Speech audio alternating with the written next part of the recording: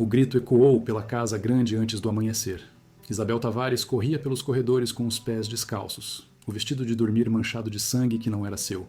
Seus olhos verdes, sempre tão serenos, agora carregavam o terror de quem acabara de presenciar o impensável. Ela segurava nas mãos um castiçal de prata pesado, com marcas vermelhas ainda frescas. No escritório do barão Rodrigo Tavares de Almeida, o homem mais poderoso do Vale do Paraíba jazia imóvel sobre a mesa de mogno, cercado por papéis que documentavam a ruína de 200 vidas. Sua boca estava entreaberta, os olhos fixos no teto, e um filete de espuma rosada escorria pelo canto dos lábios. Do lado de fora, na varanda que dava para os cafezais intermináveis, Dandara permanecia estranhamente calma. Seus 28 anos pareciam séculos naquele momento. As mãos, que tremiam há apenas uma hora, agora descansavam tranquilas sobre o vestido simples de mucama. Ela olhava o horizonte onde o sol começava a nascer, pintando de vermelho as montanhas distantes. Mas o que ela tinha feito para merecer isso? Não tinha matado ninguém, não tinha roubado, não tinha sequer levantado a voz contra seus senhores. O crime de Dandara era outro. Um crime que, naquele Brasil de 1878, era considerado pior que assassinato. Pior que roubo. Pior, talvez, que qualquer outro pecado conhecido. Ela tinha ousado amar. E tinha sido amada de volta. E por esse amor impossível, por esse sentimento proibido que desafiava não apenas as leis dos homens, mas a própria ordem natural daquela sociedade, o preço seria cobrado em sangue. Porque quando uma escrava se apaixona pela filha do Senhor, quando duas mulheres encontram nos braços uma da outra o único refúgio possível do horror, o mundo inteiro conspira para destruí-las. Mas antes que a justiça dos homens as alcançasse, Dandara tinha executado sua própria justiça.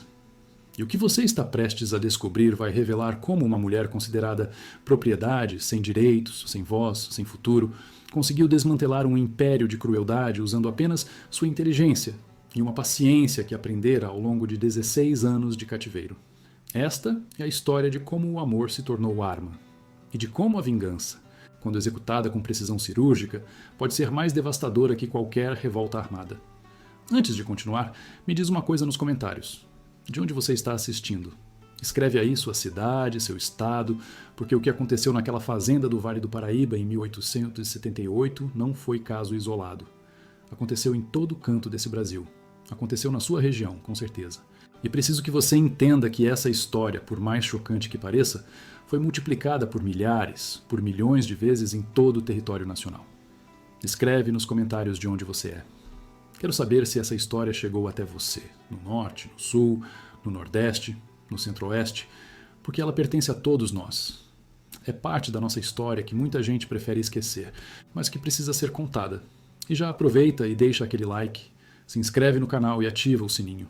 Porque histórias como essa, histórias que revelam verdades incômodas sobre nosso passado, precisam chegar a mais pessoas, precisam ser lembradas, precisam ser contadas de novo e de novo até que ninguém mais possa fingir que não aconteceram. Agora me acompanha, porque para entender o que levou ao grito de Isabel naquela madrugada, a gente precisa voltar no tempo. Era 1878, 10 anos antes da abolição oficial da escravidão no Brasil.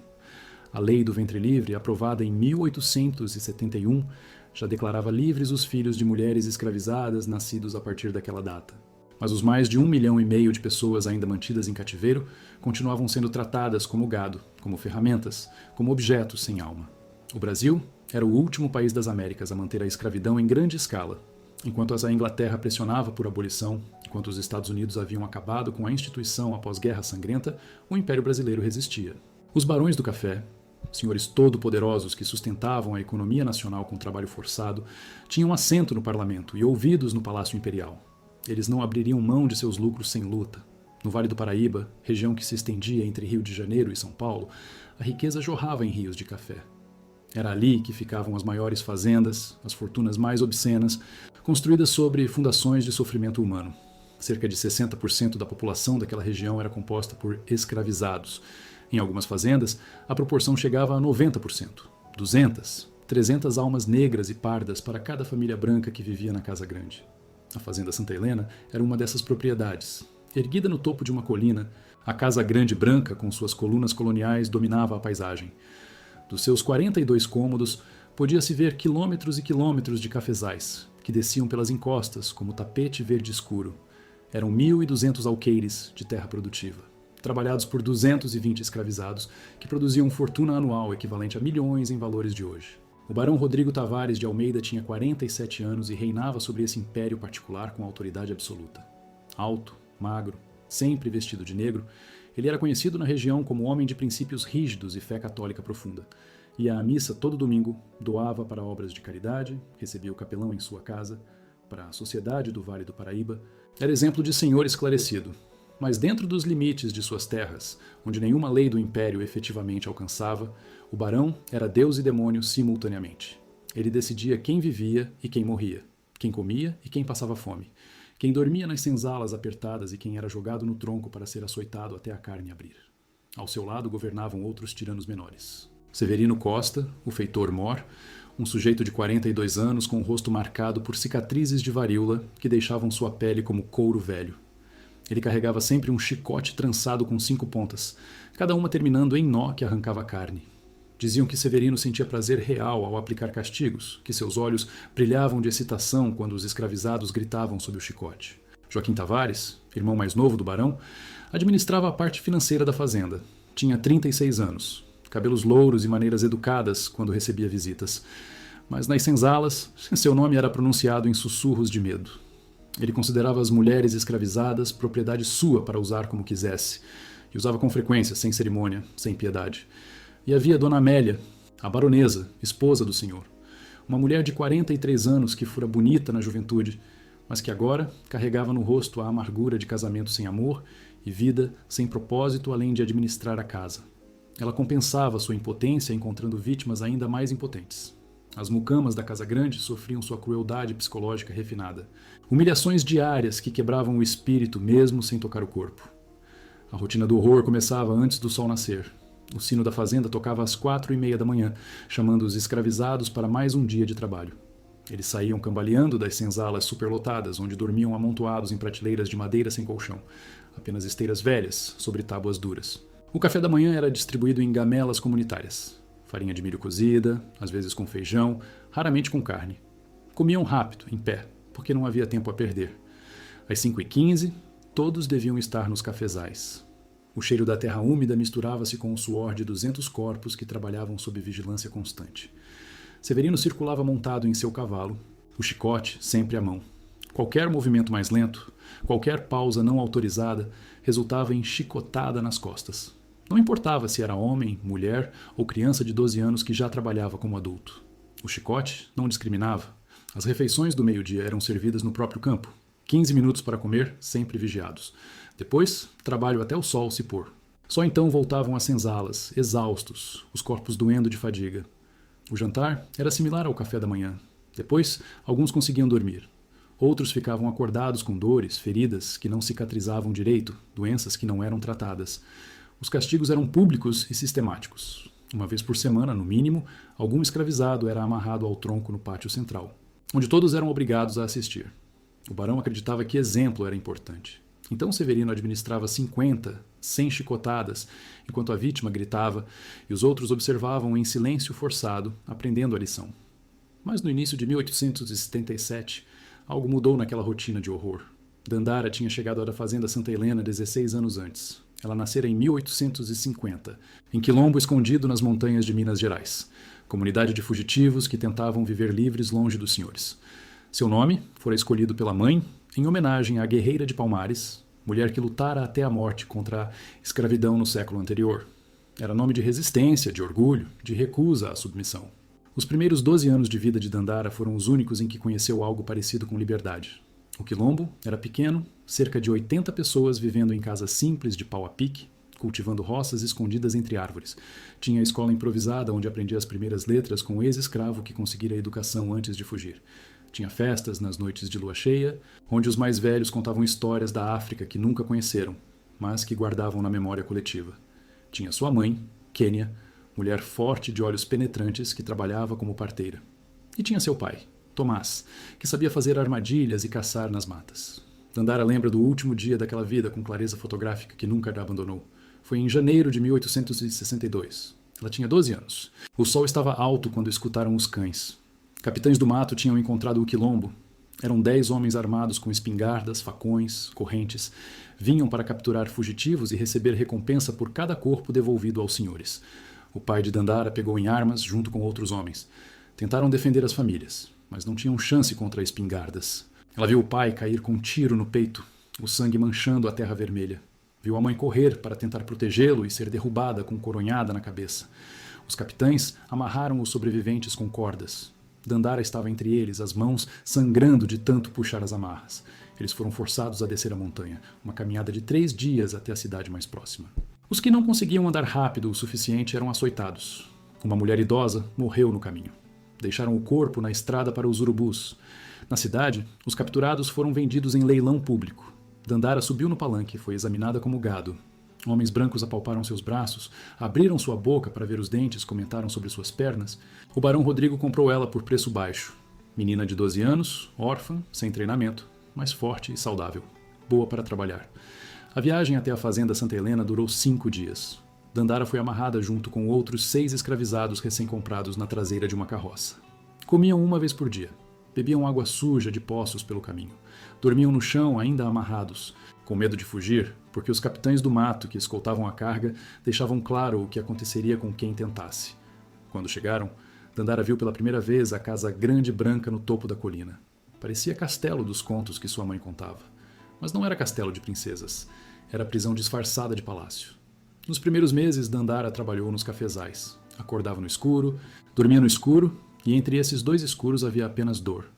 Suas mãos, que nunca tinham segurado enxada por tantas horas seguidas, sangravam e formavam calos. Suas costas doíam de ficar curvada colhendo grãos vermelhos de café sob sol escaldante. Seu estômago vivia vazio porque a comida nunca era suficiente para o corpo de 12 anos que trabalhava como adulto. Severino, o feitor, tinha interesse especial nela desde o começo. Não no sentido sexual ainda, ela era jovem demais. Mas ele via algo nos olhos de Dandara que o incomodava. Ela não baixava a cabeça rápido o suficiente. Não tremia quando ele se aproximava. Havia dignidade nela que Severino considerava afronta pessoal. Ele inventava razões para castigá-la. Disse que ela trabalhava devagar, embora trabalhasse no mesmo ritmo que outros. Disse que ela o olhara com desrespeito, embora ela tivesse apenas levantado os olhos por segundo. Disse que ela respondera mal, embora não tivesse dito palavra alguma. A primeira vez que Dandara foi levada ao tronco, ela tinha 13 anos. Severino ordenou 20 chicotadas. Ela mordeu a língua até sangrar para não gritar, porque tinha aprendido no quilombo que gritar era dar ao opressor o que ele queria. Depois, voltou cambaleando para a senzala, as costas em carne viva, e uma mulher mais velha chamada Rosa cuidou dos ferimentos com ervas e água morna. Foi Rosa quem ensinou Dandara as primeiras lições de sobrevivência. Rosa tinha 50 e poucos anos. Tinha visto 3 filhos serem vendidos para fazendas distantes. Tinha sobrevivido a mais senhores do que conseguia contar. Ela sabia coisas. Não enfrenta eles de frente, Rosa sussurrava nas noites da senzala. Eles têm o chicote, a arma, a lei. Mas a gente tem outras ferramentas. Paciência, memória, astúcia. Guarda tudo o que você vê. Registra cada fraqueza deles. Um dia pode servir. A Rosa ensinava sobre ervas. Quais curavam e quais matavam. Quais faziam dormir e quais faziam adoecer devagar, simulando doença natural. Ela tinha aprendido com africanos mais velhos, que tinham aprendido com seus ancestrais. Era conhecimento que passava de geração em geração, sussurrado, nunca escrito, mas preservado com cuidado de quem sabe que conhecimento é poder, mesmo quando você não tem poder nenhum. Dandara absorvia tudo. Tinha memória excepcional, presente dos deuses segundo Rosa. Ela memorizava receitas de venenos e antídotos, memorizava horários, rotinas, padrões de comportamento. Observava tudo sem parecer que observava. Quando tinha 15 anos, Dandara foi transferida do cafezal para a casa grande. A baronesa Amélia precisava de mucama nova porque a anterior tinha morrido de febre. Dandara foi escolhida porque já era mais desenvolvida, bonita apesar da magreza, e porque a baronesa gostava de quebrar escravizadas que mostravam qualquer traço de altivez. Foi na casa grande que a vida de Dandara mudou completamente. E foi ali que conheceu Isabel. Isabel Tavares tinha então 18 anos, 4 anos mais velha que Dandara. Era filha única, mimada nas aparências, mas prisioneira em essência. Sua mãe a criara para ser esposa perfeita de algum fazendeiro rico. Ela sabia tocar piano, falar francês básico, bordar e absolutamente nada sobre o mundo real. Mas Isabel tinha algo raro naquela sociedade: consciência. Talvez porque crescera lendo escondida livros proibidos na biblioteca do pai. Talvez porque tinha coração que se recusava a aceitar as crueldades que via. Ou talvez simplesmente porque tinha olhos para ver o que outros escolhiam ignorar. Quando Dandara começou a servi-la, Isabel ficou chocada com as cicatrizes nas costas da menina. Ficou chocada com a magreza, com os olhos que tinham visto coisas demais para tão poucos anos. E algo nela se revoltou contra o sistema que permitia aquilo. No começo, Isabel apenas tratava Dandara com gentileza básica. Dizia obrigada, não gritava. Dava comida extra quando podia. Pequenos gestos que, para Dandara, acostumada apenas à brutalidade, pareciam milagres. Mas gentileza cria intimidade, e intimidade cria perigo. Foi numa noite de 1868. Dandara tinha 16 anos e Isabel 20, que tudo começou de verdade. Isabel tinha brigado com a mãe sobre o casamento arranjado que a baronesa queria forçar. Ela chorava no quarto quando Dandara entrou, para ajudá-la a despir para dormir. Eu não aguento mais, Isabel sussurrou. Não aguento fingir que aceito tudo isso. Que aceito como tratam vocês. Que aceito me casar com um homem que não amo só para produzir herdeiros. Dandara ficou em silêncio. Não sabia o que dizer. Escravizada, não dava conselhos para a senhora. Mas Isabel continuou. Você deve me achar ridícula, reclamando da minha vida enquanto você. Enquanto vocês... A senhora não é ridícula, Dandara disse baixinho. Foi a primeira vez que falou algo além de sim, senhora. Ou não, senhora. A senhora também está presa, só numa prisão diferente. Isabel olhou para ela então. Realmente olhou. E viu não uma mucama, não uma propriedade, mas uma pessoa. Uma jovem de 16 anos com inteligência afiada nos olhos. E sabedoria que não deveria existir em alguém tão nova. Você sabe ler? Isabel perguntou. Não, senhora. Aprendi um pouco quando criança, mas esqueci quase tudo. Eu posso te ensinar. Se você quiser, à noite, quando todos dormirem. Dandara deveria ter recusado. Era perigoso demais. Escravizada que sabia ler era ameaça. Podia forjar documentos de alforria, podia ler sobre abolicionistas, podia ensinar outros. Se descoberta, seria vendida ou pior. Mas Dandara não recusou. Porque viu naquele convite algo que não via há anos. Possibilidade. De alguma coisa. De qualquer coisa além do horror diário. As aulas começaram na biblioteca abandonada da Casa Grande. Sala que ninguém usava porque o barão não era homem de leitura. E a baronesa preferia seus romances franceses no próprio quarto. 2 ou 3 noites por semana, quando todos dormiam, Isabel descia com vela e livro. E Dandara a encontrava ali. Isabel ensinava letras, palavras, frases. Dandara aprendia com fome de quem sabe que conhecimento é a única forma de liberdade real. Ela absorvia tudo, memorizava páginas inteiras, fazia perguntas inteligentes que, às vezes, Isabel não sabia responder. E entre as letras, entre as palavras, crescia outra coisa. Começou com mãos que se tocavam ao virar páginas, com olhares que duravam segundos demais, com proximidade que não era necessária, mas que ambas buscavam, com silêncios confortáveis que diziam mais que conversas.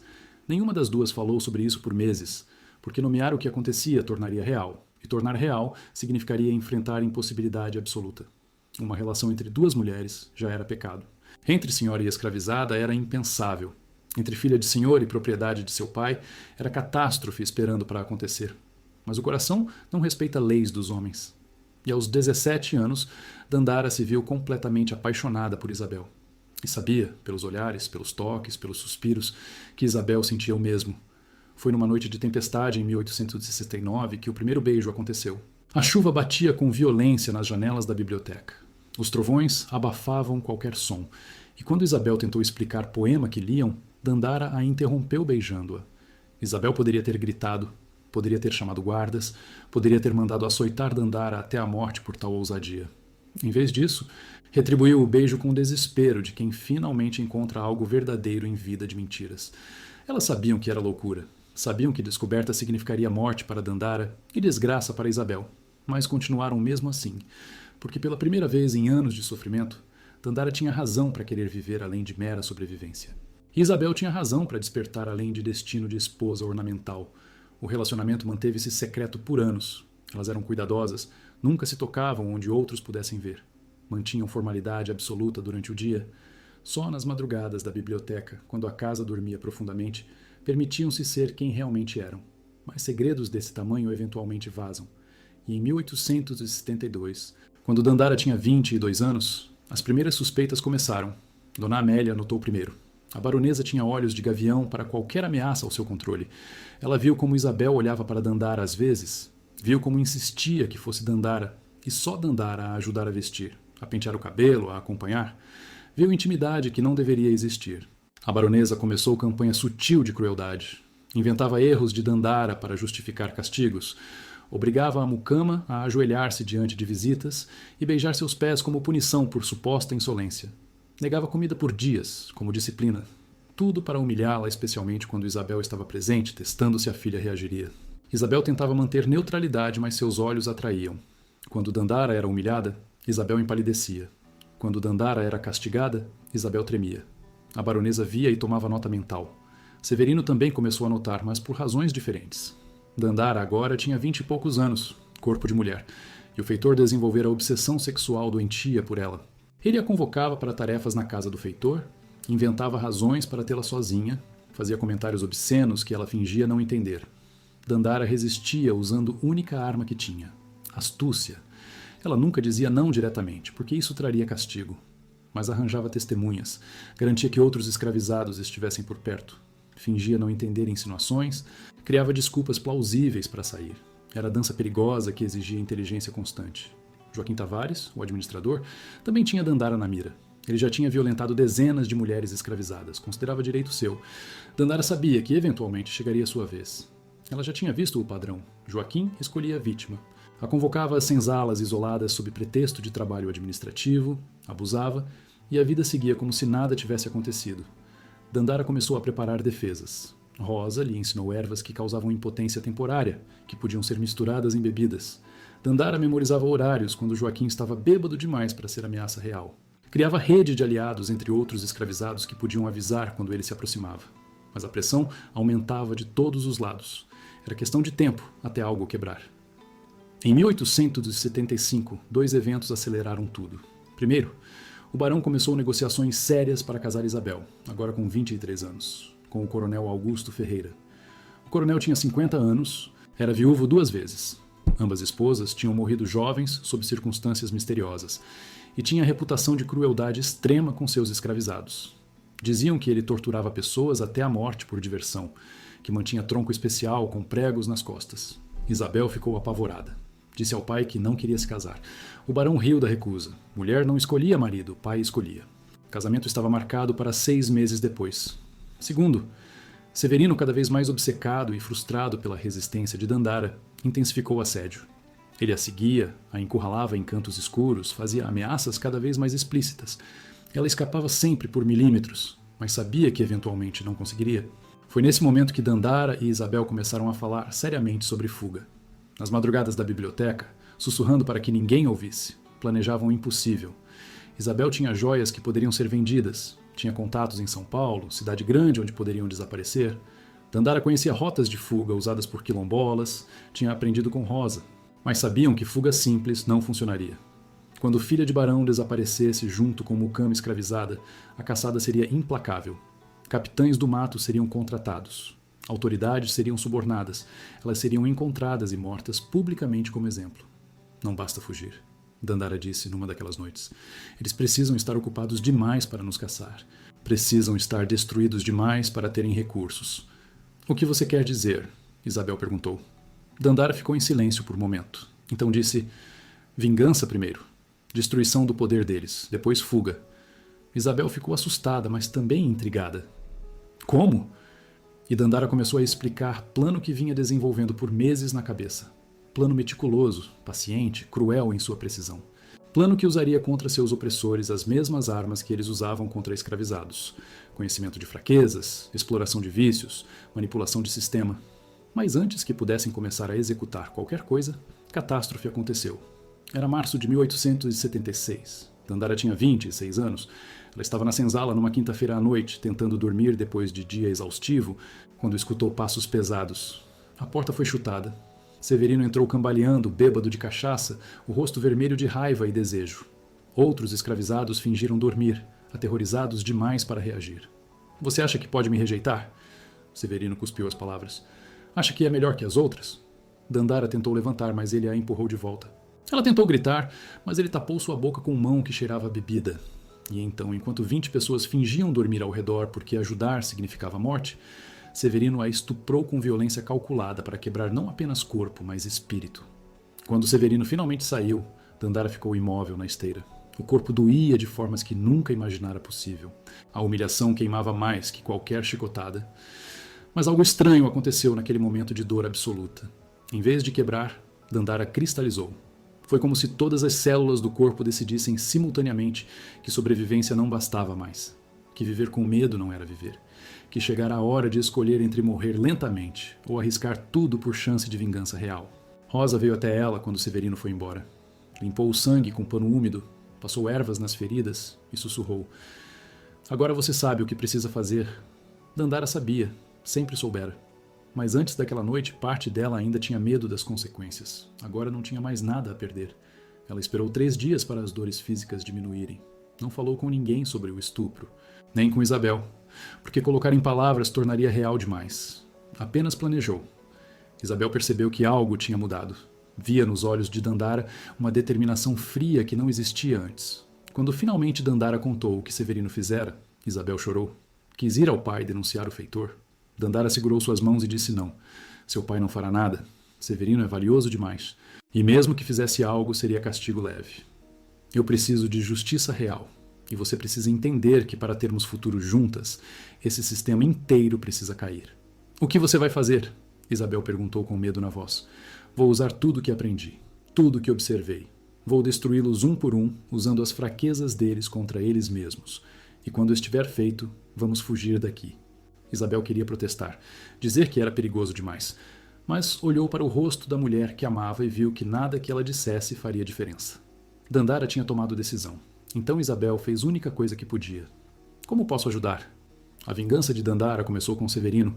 Rosa tinha ensinado sobre erva específica, comum nas matas ao redor, que quando ingerida em pequenas doses diárias causava sintomas similares ao alcoolismo crônico.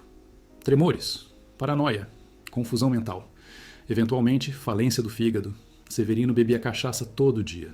Tinha a garrafa escondida no depósito de ferramentas onde passava as tardes.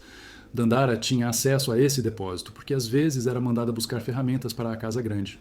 Ela começou a adicionar a erva na cachaça dele. Gotinhas. Nada óbvio. Apenas o suficiente para começar processo lento. Nas primeiras semanas, Severino começou a ter tremores nas mãos. Achava que era porque bebia demais, então bebia mais para esquecer. Os tremores pioravam, ele ficava confuso, esquecia ordens que tinha dado, acusava escravizados de coisas que não tinham feito. O barão notou a deterioração e chamou Severino. Disse que estava decepcionado com o trabalho do feitor.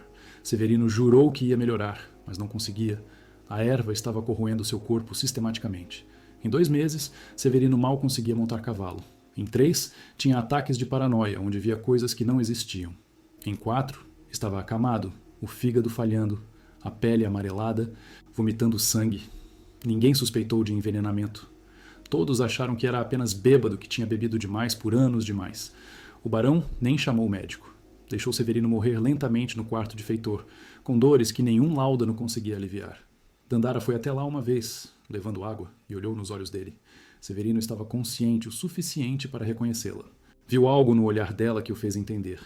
Ele tentou falar, mas apenas sangue saiu da boca. Você sabe o que é isso? Dandara sussurrou. É justiça. É cada mulher que você torturou. É cada corpo que você quebrou. É especialmente aquela noite na senzala. Morre sabendo que foi eu. Severino morreu 3 dias depois, em agonia completa. Foi enterrado sem cerimônia. Ninguém chorou. Um inimigo eliminado. Restavam 3. Joaquim foi o próximo. Para ele, Dandara usou estratégia diferente. Não poderia envenenar porque ele não tinha vício previsível como Severino. Mas tinha outra fraqueza. Arrogância. Joaquim mantinha caso com uma escravizada chamada Ana, menina de 19 anos, que ele violentava regularmente há 2 anos. Ana estava grávida dele, mas Joaquim não ligava. Filho de senhor com escravizada era propriedade, não herdeiro. Dandara aproximou-se de Ana, conversou com ela nas senzalas, ganhou sua confiança. E plantou ideia. E se você contasse à esposa do barão e se revelasse na frente de visitas importantes? Ana tinha medo, mas também tinha raiva acumulada. Dandara trabalhou essa raiva, alimentou com promessas de que não estaria sozinha, que outras testemunhariam. A oportunidade veio quando Fazenda recebeu visita de credores importantes do Rio de Janeiro. Eram homens com poder real, que emprestavam dinheiro ao barão e que precisavam acreditar que ele administrava a propriedade com decência. Durante o jantar formal, quando todos estavam na sala, Ana entrou segurando a barriga de 6 meses. Ela tinha sido instruída por Dandara sobre exatamente o que dizer e quando. Barão Rodrigo, ela disse com voz que tremia, mas não quebrava. Preciso denunciar seu irmão. Ele me estupra há 2 anos. Este filho é dele. Ele faz isso com muitas de nós. Silêncio absoluto caiu na sala. Os credores olharam para Joaquim com nojo. A baronesa empalideceu. O barão ficou vermelho de fúria, não pela injustiça, mas pela vergonha pública. Joaquim tentou negar, mas outras 3 mulheres entraram, encorajadas por Dandara nos dias anteriores. Todas contaram suas histórias. Todas tinham filhos dele ou cicatrizes de sua violência. Os credores levantaram-se e saíram, dizendo que reconsiderariam os empréstimos. Não queriam estar associados à fazenda onde tais barbaridades aconteciam tão abertamente. O barão, furioso pela perda de credibilidade, baniu Joaquim. Mandou-o para a propriedade distante em Goiás, terra de ninguém, onde viveria em desgraça. Joaquim partiu uma semana depois, destruído socialmente, sem poder, sem futuro. Ana e as outras mulheres sofreram consequências também. O barão as vendeu para punir a insolência, mas Dandara tinha preparado isso. Isabel usou dinheiro pessoal para comprar as 4 mulheres através de intermediário, que imediatamente as libertou. Elas fugiram para São Paulo antes que alguém descobrisse. 2 inimigos eliminados. Restavam 2. Dona Amélia foi mais difícil porque era mulher, e veneno ou exposição não funcionariam da mesma forma. Então Dandara usou a arma que a baronesa mesma tinha aperfeiçoado: reputação. A sociedade do Vale do Paraíba funcionava por aparências. Uma mulher de família nobre precisava ser exemplo de virtude. Qualquer suspeita de comportamento impróprio era destruição social completa. Dandara começou a plantar sementes de escândalo. Ela forjou cartas de amor supostamente escritas pela baronesa ao capelão da fazenda, Padre Antônio, homem de 40 anos que visitava semanalmente. As cartas eram convincentes porque Dandara tinha estudado a caligrafia da baronesa por anos, copiando listas de compras e instruções até dominar perfeitamente. Ela plantou as cartas em lugares onde seriam encontradas por empregados específicos que sabia serem fofoqueiros. Uma caiu, acidentalmente, do missal da baronesa na frente de criada. Outra foi deixada embaixo de travesseiro e descoberta por lavadeira. As fofocas começaram a circular. Servos sussurravam. Vizinhos comentavam. A reputação da baronesa começava a manchar. Então Dandara orquestrou o golpe final. Ela sabia que o barão tinha reunião importante numa quinta-feira de tarde. Sabia que Padre Antônio visitaria nesse dia para confessar a baronesa. Ela arranjou para que o barão voltasse mais cedo, acidentalmente encontrando sua esposa sozinha na sala com o padre. A porta fechada, em posição que, embora inocente, poderia ser interpretada como comprometedora. O barão, já com suspeitas plantadas pelas fofocas, explodiu. Acusou a esposa de adultério. A baronesa negou desesperadamente, mas o barão tinha visto as cartas que outros servos lhe mostraram. Tinha escutado as fofocas. Tinha visto sua esposa sozinha com o padre. Ele a repudiou publicamente. Mandou-a para convento em São Paulo, onde viveria o resto da vida em reclusão forçada, sem contato com sociedade, sem poder, sem nada. Era morte social completa. A baronesa partiu chorando, jurando inocência, mas ninguém acreditou. Reputação. Uma vez manchada, não se recupera. Especialmente para a mulher naquela sociedade. 3 inimigos eliminados. Restava o maior deles. O barão Rodrigo Tavares de Almeida era o mais difícil porque era o mais poderoso. Mas também era o mais vulnerável porque tinha mais a perder. Isabel tinha contado a Dandara sobre as dívidas secretas do pai. O barão vivia de aparências, mas a fazenda estava falindo. Preços do café tinham caído. Escravizados velhos morriam e novos eram cada vez mais difíceis de comprar depois da proibição do tráfico. Custos subiam, lucros diminuíam. O barão tinha se emprestado quantias massivas de credores no Rio de Janeiro, usando a própria fazenda como garantia. Ele escondia essa situação de todos, mantendo fachada de riqueza enquanto afundava em dívidas. Dandara decidiu expor tudo. Ela tinha acesso ao escritório do barão porque limpava ali. Ela tinha aprendido a ler com Isabel. Então começou a copiar documentos, contratos de empréstimo, cartas de credores exigindo pagamento, livros de contabilidade que mostravam prejuízos. Isabel ajudou, roubando chaves, criando distrações quando Dandara precisava de tempo extra. Elas trabalhavam como equipe perfeita, uma cobrindo a outra. Quando tinham cópias suficientes, Dandara usou contatos de Rosa, que conhecia escravizado, que trabalhava para jornalista abolicionista em São Paulo. Os documentos foram enviados anonimamente. 2 semanas depois, artigo foi publicado expondo as dificuldades financeiras do barão. Credores leram, ficaram nervosos. Começaram a exigir pagamentos imediatos. O barão tentou segurar a situação, mas era tarde demais. Rumores se espalharam. Outros fazendeiros começaram a duvidar de sua solvência. Crédito secou. Ele não conseguia mais empréstimos para cobrir os antigos. Em questão de meses, os credores executaram as dívidas. O processo judicial começou. A fazenda Santa Helena seria leiloada para pagar os débitos. O barão entrou em desespero. Toda a sua vida, todo o seu poder, tudo construído sobre trabalho escravo desmoronando. Ele bebia cada vez mais, trancado no escritório, tentando encontrar solução que não existia. Foi durante esse período que Dandara começou a adicionar pequenas doses de veneno em seu conhaque favorito. Nada que matasse rápido, apenas o suficiente para enfraquecer o coração progressivamente. O barão atribuía os sintomas ao estresse, aos problemas financeiros. Não suspeitava. Na noite antes do leilão judicial, o barão Rodrigo estava sozinho no escritório, cercado por papéis que documentavam sua ruína. Seu coração, já fraco pelos meses de veneno, finalmente parou.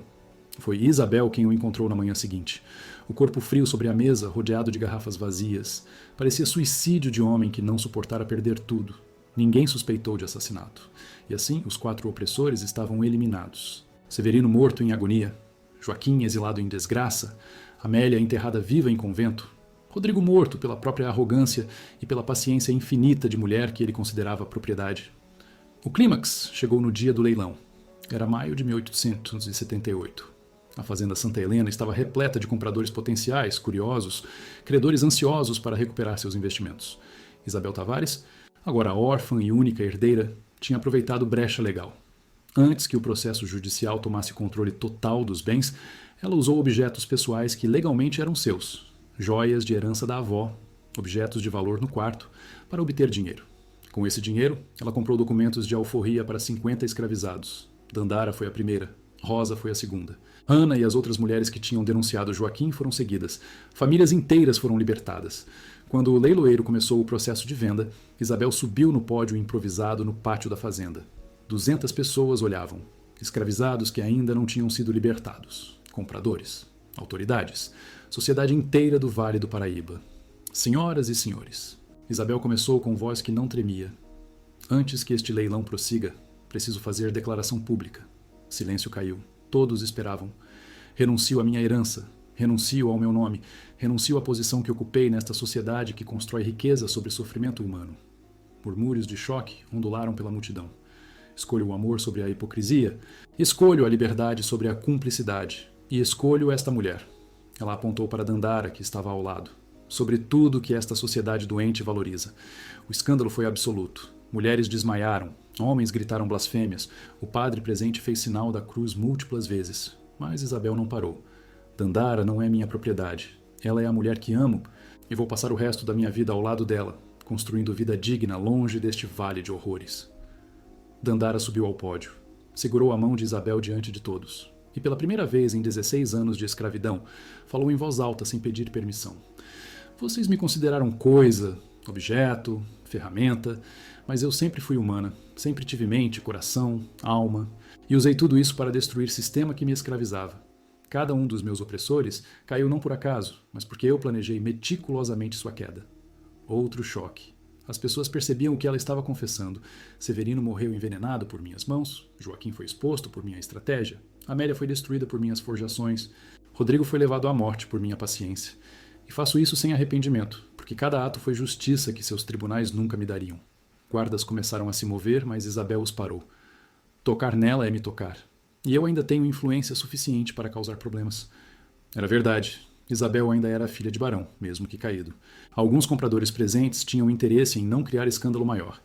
Dandara e Isabel desceram do pódio, atravessaram a multidão que se abria com medo e fascínio e entraram na carruagem que já estava preparada.